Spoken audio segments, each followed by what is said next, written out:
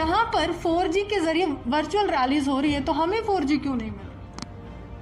क्योंकि हमें शायद अभी तक भी एक्सेप्ट नहीं किया गया कि we have the equal rights what are to the rest of the people in this country. यही तो टोल प्लाजाज लगाए जा रहे हैं। ये देखना है टोल प्लाजा लगवाता कौन है, ये देखना है टोल प्लाजा में फाइनेंशियल इंटरेस्ट किनका है। देखिए इतने कोविड के हालात में भी अगर टोल प्लाजाज लगते हैं तो किसी का फाइनेंशियल इंटरेस्ट तो है ना। ये कौन है, इनको नंगा करना है। ये आपका और मेरा काम है।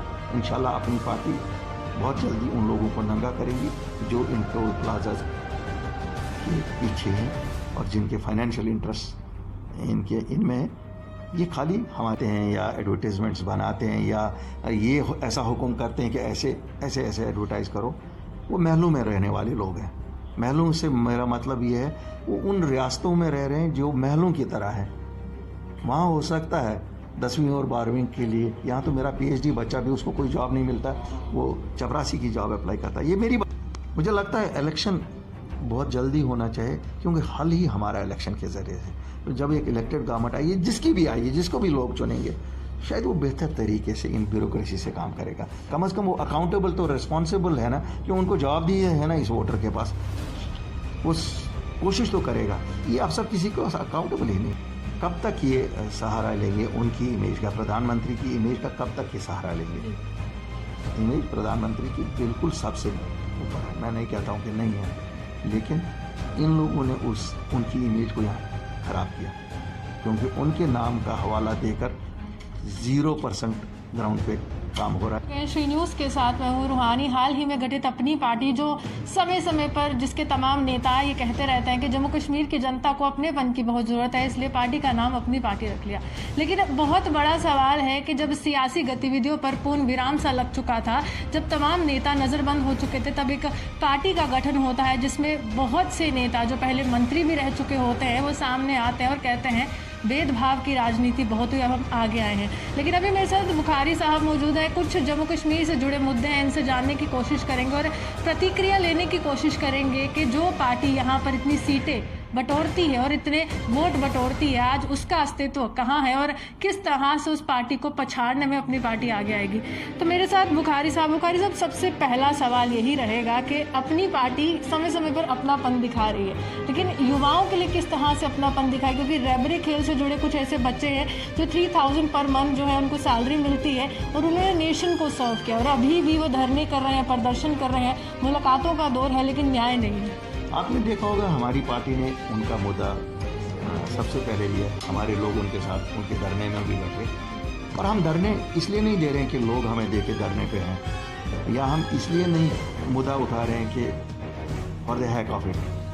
जब हम किसी चीज़ के साथ आइडेंटिफाई करते हैं और तब हम उस चीज़ के साथ अपने आप को जोड़ लेते हैं। ज़्यादती है, बदकिस्मती से ताबीर करूँगा और बिहास एडमिनिस्ट्रेशन को कहूँगा let it take note of these things. और मुझे उम्मीद है LG साहब जो बहुत ही पर्सनल इंटरेस्ट लेने शुरू किया है जिन्होंने मुद्दों में, वो इन मुद्दों को भी देखे और इन बच्चों को बुला के उनको टाइम दे के उनकी बात सुने और मुझे यकीन है कि जब वो उनकी बात सुनेंगे उसका हल भी निकालेंगे। सरोवर टोल प्लाजा का मुद्दा अभी ठंडा भी नहीं हुआ था कि जम्मू कश्मीर की जनता को या फिर मैं कहूँ जम्मू की जनता को लखनपुर टोल प्लाजा केंद्र की तरफ से एक तोहफा सा मिला, उसको आप कहेंगे? क्योंकि जम्मू की जनता अब ये सवाल करिए तो मंदिरों का शहर था, आपने टोल प्लाजा के शहर बना। बदकिस्मती है इस वक्त जब हम एक इकोनॉमिक स्लो डाउन से गुजर रहे हैं। हमारी इकॉनमी टोटल शटर हो चुकी है। क्यों? हमारी इकॉनमी या रिलीजियस टूरिज्म पे थी या जो लेजर टूरिज्म था, एडवेंचर टूरिज्म जिसे कहते हैं, दोनों चीज़ें बैठ चुकी है, जम्मू की भी और कश्मीर की भी। टोल प्लाजाज पे टोल प्लाजाज लगाए जा रहे हैं। ये देखना है टोल प्लाजा लगवाता कौन है, ये देखना है टोल प्लाजा में फाइनेंशियल इंटरेस्ट किनका है। क्योंकि इतने कोविड के हालात में भी अगर टोल प्लाजाज लगते हैं तो किसी का फाइनेंशियल इंटरेस्ट तो है ना। ये कौन है, इनको नंगा करना है। ये आपका और मेरा काम है। इंशाल्लाह अपनी पार्टी बहुत जल्दी उन लोगों को नंगा करेंगी जो इन टोल प्लाजाज के पीछे हैं और जिनके फाइनेंशियल इंटरेस्ट इनमें है। ये खाली हमारे लोगों को फ्लीस करने की बात है और इसका हम जम के मुकाबला करेंगे।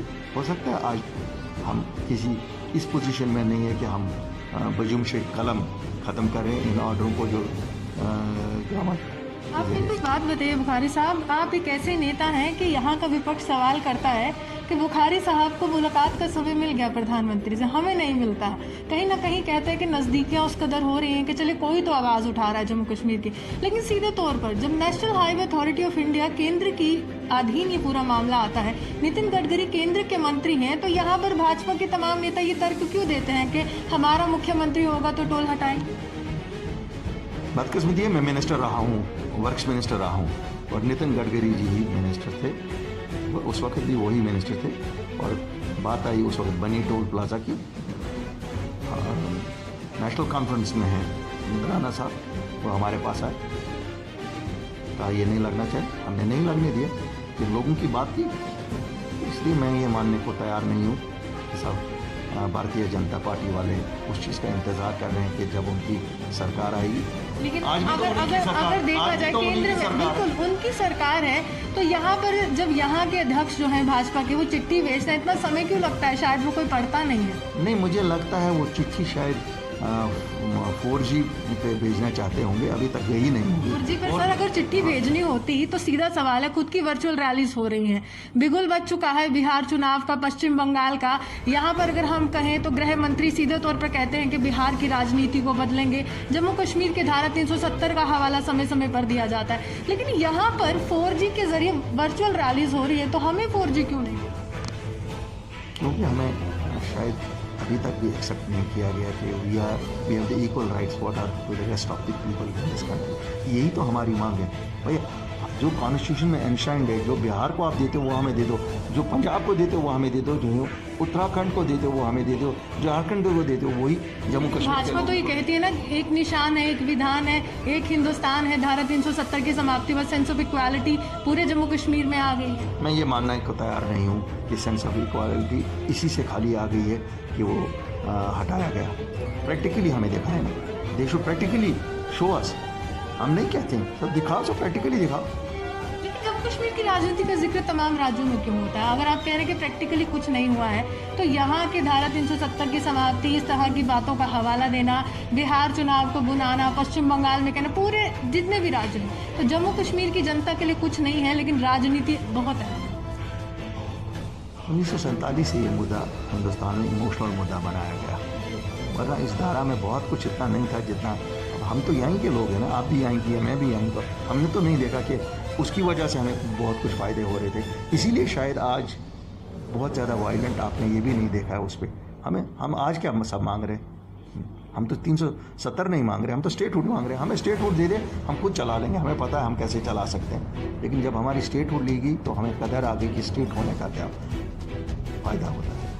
आज जो लोग हमारे मुकद्दर का फैसला कर रहे हैं, उन्हें कोई रिश्ता ही नहीं है इस धरती से, हमारी रियासत से। उनको हमारे प्रॉब्लम्स का कोई इल्म नहीं है। उन्हें ये नहीं पता कि हमारे बच्चे को कौन सी कठिनाइयाँ हैं, तो शायद वो जिन रियासतों से वहाँ उन बच्चों को वो कठिनाइयाँ नहीं। आज जिस तरह से हमारा बच्चा सफ़र कर रहा है, किसी भी रियासत का बच्चा इतना सफ़र नहीं कर रहा। शायद कहीं ना कहीं हमारी ज्योग्राफी की सज़ा हमें है।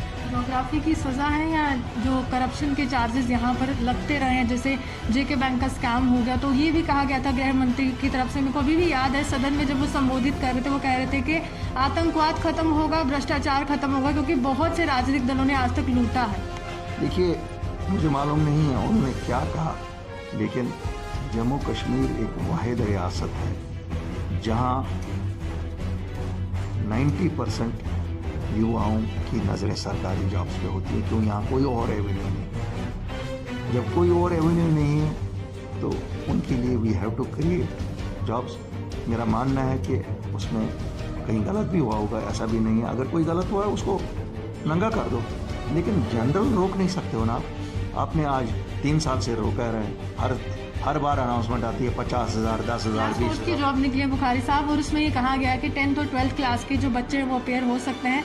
अबोव 10th या 12th जिसने क्वालिफिकेशन अटेन की है वो अपेयर नहीं हो सकता। अब बच्चे ये पूछ रहे हैं कि क्या ये डिसएडवांटेज है कि हमने 12वीं से ज़्यादा पढ़ाई की, हम ग्रेजुएशन कर चुके हैं? मैंने कहा ना, जो लोग ये आज जॉब्स निकालते हैं या एडवर्टीजमेंट्स बनाते हैं या ये ऐसा हुक्म करते हैं कि ऐसे ऐसे ऐसे एडवर्टाइज़ करो, वो महलों में रहने वाले लोग हैं। महलों से मेरा मतलब ये है वो उन रियासतों में रह रहे हैं जो महलों की तरह है। वहाँ हो सकता है 10वीं और 12वीं के लिए, यहाँ तो मेरा PhD बच्चा भी उसको कोई जॉब नहीं मिलता, वो चपरासी की जॉब अप्लाई करता है। ये मेरी बदकिस्मती है, मेरी रियासत की मेरी बदकिस्मती हमारे है। बच्चों की ये बदकिस्मती हो गई ना कि ग्रेजुएशन कर ली, PhD कर ली, फिर भी कह रहे कि चपरासी की नौकरी दे। हमें सज़ा तो जम्मू कश्मीर के लोगों को इसी की है, क्योंकि हमारी पढ़ाई बाकियों से ज़्यादा है। हमारी पढ़ाई बाकियों से ज़्यादा है, क्यों हमारे पास कोई और एवेन्यू नहीं था, इसलिए हर एक माँ बाप अपने बच्चे को पढ़ाई ही कराता था, तो उसी की तो सज़ा आ जाएगी। जब यहाँ पे जो MP हैं जुगल किशोर शर्मा, उनसे कुछ सवाल किए जाते हैं कि आप किस तरह से आगे लेकर जाएंगे जम्मू कश्मीर को, तो वो कहते हैं कि प्रधानमंत्री नरेंद्र मोदी के नेतृत्व में विकास ही विकास हो रहा है। जहाँ पर महंगाई है, पेट्रोल डीजल के दाम जो है उसमें बढ़ोतरी हो रही है, आपको लग रहा है कि जम्मू कश्मीर में कुछ विकास देखने को मिला, या जम्मू कश्मीर के पहले से भी बदतर दिन आए जिसके लिए अच्छे दिन की बात है? देखिए, कब तक ये सहारा लेंगे उनकी इमेज का, प्रधानमंत्री की इमेज का कब तक ये सहारा लेंगे? इमेज प्रधानमंत्री की बिल्कुल सबसे ऊपर, मैं नहीं कहता हूँ कि नहीं है, लेकिन इन लोगों ने उनकी इमेज को यहाँ खराब किया, क्योंकि उनके नाम का हवाला देकर 0% ग्राउंड पे काम हो रहा है। और मैं वसूख से कहता हूँ, as a responsible leader of a responsible party कोई भी काम नहीं हो रहा है। प्रधानमंत्री और गृहमंत्री को देखना चाहिए कि ये गलत रिपोर्ट आपने है। सवाल करूँगी, आपने भी मुलाकात की थी और मुझे याद है कि आपने मुझे कहा था कि वो कह रहे हैं कि काफ़ी ज़्यादा विकास होगा। अब उस मुलाकात को काफ़ी समय हुआ है, किस तरह से आप बदलाव देखते हैं? देखिए, ऑनेस्टली हमारी मुलाकात के 8 दिन बाद ही कोविड का लॉकडाउन हो गया। मैं दोबारा नहीं मिल सका प्रधानमंत्री से, गृहमंत्री से मिला हूँ कुछ बार, क्योंकि मसले थे, उन्होंने हल भी किए, डोमिसाइल का, जॉब्स का, ये दूसरी चीज़ें। रफ्तार नहीं हुई, जो वादा हुआ था वो नहीं हुआ, सच बात ये है। और गिला भी है भारत सरकार से, गिला भी है। लेकिन आप तो नेतृत्व कर रहे थे जम्मू कश्मीर की जनता का, उस समय आप ही थे जो मसले लेकर जा रहे हैं। मैं तो आज भी मसले लेके जा रहा हूँ, लेकिन नहीं हुआ। अब ठीक है, कोविड का कवर सब में लिया जाएगा। मुझे उम्मीद है कि प्राइम मिनिस्टर अपनी अवलीन फुर्सत में जम्मू कश्मीर की तरफ जम्मू कश्मीर के लिए अभी इलेक्शन का समय नहीं आया है, कब तक आएगा, क्या लगता है? मुझे लगता है इलेक्शन बहुत जल्दी होना चाहिए, क्योंकि हल ही हमारा इलेक्शन के जरिए है। तो जब एक इलेक्टेड गवर्नमेंट आएगी, जिसकी भी आएगी, जिसको भी लोग चुनेंगे, शायद वो बेहतर तरीके से इन ब्यूरोक्रेसी से काम करेगा। कम से कम वो अकाउंटेबल तो रिस्पॉन्सिबल है ना, कि उनको जवाब दिए है ना इस वोटर के पास, उस कोशिश तो करेगा। ये अफसर किसी को अकाउंटेबल ही नहीं होता। साफ तौर पर बुखारी साहब हमारे साथ थे, और वही बात है कि bureaucrats are running the government, और जब ब्यूरोक्रेट्स कोई सरकार चलाते हैं तो शायद वो मंत्री के पास नहीं जा सकते जिसको वोटों से नवाजा है। लोकतंत्र का बहुत बड़ा पिलर है इलेक्शन, और कब होगी इलेक्शन ये बहुत बड़ा सवाल है। हालांकि अपनी पार्टी दमखम से आगे आने को बिल्कुल तैयार है, क्योंकि राजनीतिक गतिविधियां इनकी तरफ से शुरू हो गई हैं। इसी के साथ कैमरामैन गुलशन कुमार के साथ मैं रूहानी आपसे विदा लेती हूँ।